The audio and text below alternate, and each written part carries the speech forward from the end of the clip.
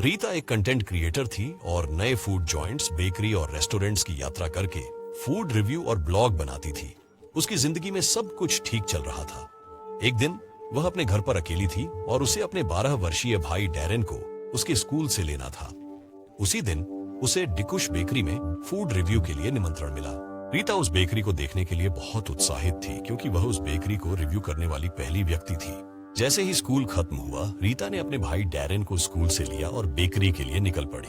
Darren, जो पूरे school के दिन से थका हुआ था, बार बार अपनी बहन से उसे घर वापस ले चलने की मांग कर रहा था। उसे अपने फॉलोअर्स बढ़ाने के लिए इस बेकरी का वीडियो बनाना बहुत जरूरी लग रहा था। वह सड़क पर गाड़ी चलाती रही और डैरेन को बेकरी चलने के लिए अलग अलग तरीकों से मनाने की कोशिश करती रही। वे लंबे समय से कच्ची सड़क पर गाड़ी चला रहे थे और आखिरकार कुछ दूरी से बेकरी को देखा। कार में बहुत असहज महसूस कर रहे डैरेन बेकरी को देखते ही बहुत शांत हो गए। रीता ने कार पार्क की और डैरेन के लिए दरवाजा खोला, लेकिन डैरेन बाहर निकलने के लिए तैयार नहीं थे। रीता ने अंदर मिलने वाले पेस्ट्रीज से डैरेन को लुभाने की कोशिश की, लेकिन ऐसा लग रहा था कि डैरेन अपनी सीट पर जमे हुए थे। डैरेन बस बेकरी के दरवाजे को घूर रहा था। रीता ने उसे जोर से हिलाया, जिसके बाद वह उसकी ओर मुड़ा, कहते हुए, रीता।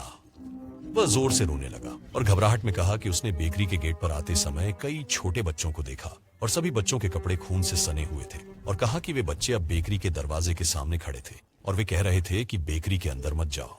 अपने भाई की बात सुनकर रीता समझ गई कि यह कुछ और नहीं बल्कि पिछली रात देखी हुई हॉरर फिल्म का परिणाम था, और इसलिए उसने अपने भाई की बात नहीं मानी। उसका हाथ पकड़ लिया और उसे अपने साथ ले गई बेकरी के दरवाजे की ओर। जब वे अंदर गए तो उसने पाया कि वहां कोई नहीं था।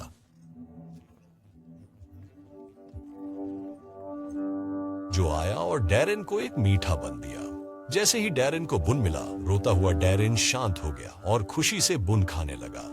फिर पीछे से एक बूढ़े अंकल की आवाज आई, जिन्होंने रीता का स्वागत किया और उसे बताया कि अगर वह परेशान महसूस कर रही है तो उसके भाई डैरेन के लिए अंदर एक खेल क्षेत्र है जिसमें बहुत सारे बोर्ड गेम्स हैं।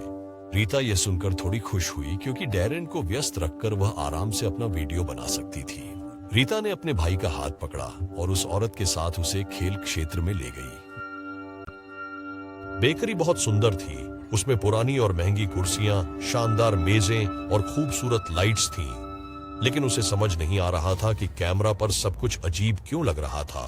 जब उसने वीडियो बनाया और उसे देखा तो उसे वीडियो में कुछ छोटे बच्चों की परछाइयां दिखीं, जिसके बाद फोन अचानक बंद हो गया। रीता को यह बहुत अजीब लगा, लेकिन इससे पहले कि वह कुछ सोच पाती या प्रतिक्रिया दे पाती, एक बूढ़ी औरत आई और उसे प्यार से बिठाकर उसके सामने कुछ चॉकलेट और पेस्ट्रीज रख दी।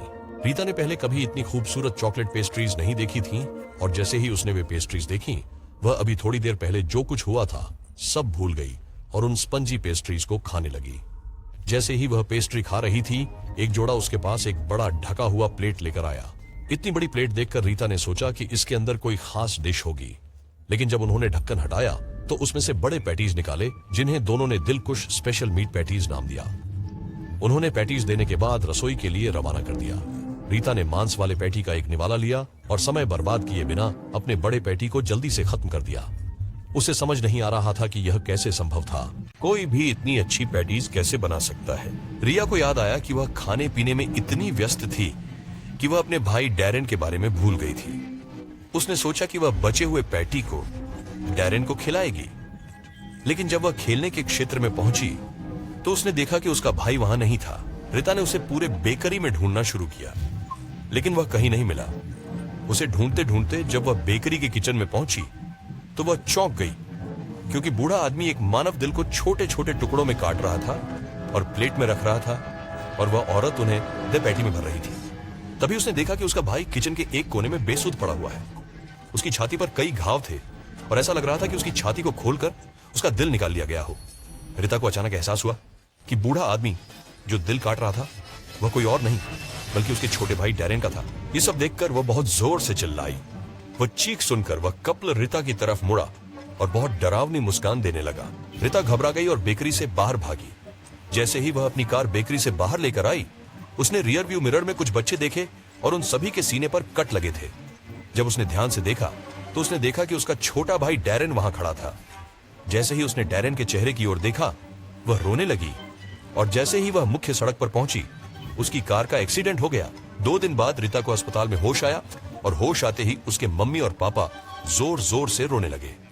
उन्होंने रीता को बताया कि डैरेन उसी दिन से गायब है जिस दिन उसका एक्सीडेंट हुआ था और वह कहीं नहीं मिल रहा। इस पर प्रतिक्रिया देते हुए रीता ने अपने माता पिता को सब कुछ बताया जो दिलखुश बेकरी में हुआ था।